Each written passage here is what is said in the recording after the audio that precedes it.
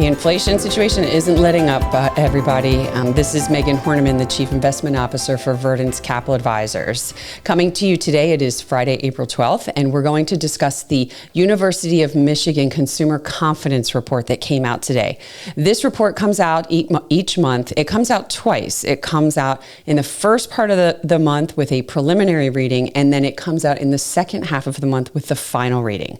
And what we're seeing in the first 2 weeks of April is that consumer confidence is sliding. Let's dig into a couple of the numbers, and then we'll talk about what came out from an inflation perspective in this report.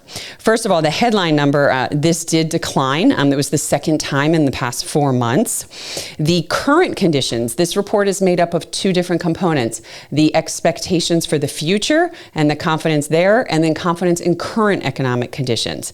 Both of these fell for the month. The current conditions and the confidence there, that fell the most that's the lowest we've seen in 7 months. And when you look at the future expectations, that also did decline. So from a consumer confidence perspective, it's not great. This does tend to be a leading indicator for spending, for consumer spending.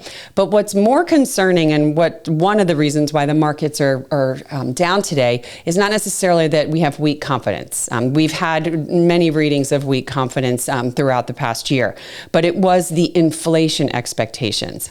So the University of Michigan also polls the consumers and what they think the inflation rate will be over the next year and over the next 5 to 10 years. The Fed looks at this because if there is a consumer that thinks inflation is going to be higher in a year, then what happens is sometimes consumers will pull spending forward, and then it just exacerbates the inflation problem. And what we saw is expectations for inflation over the next year, they moved higher, now to 3.1%, so moving in the opposite direction of where the Fed wants to see. They want to see it down to 2%.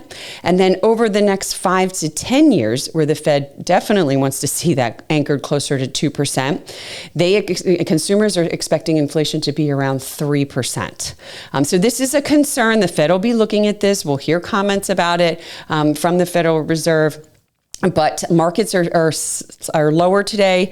A little bit has to do with this. A little bit has to do with the fact that we started earnings season, and JP Morgan had some disappointing earnings in their report. And then the last thing is geopolitical tensions that are heating up between Israel and Iran. All of this is contributing to a pretty poor week in the equity market. That's all we have this week. We hope everybody has a wonderful weekend. We'll be back next week. We've got some big data reports, retail sales, information on housing. So we'll be back to report there. If you have any questions or comments, please feel free to reach out to podcasts@verdants.com.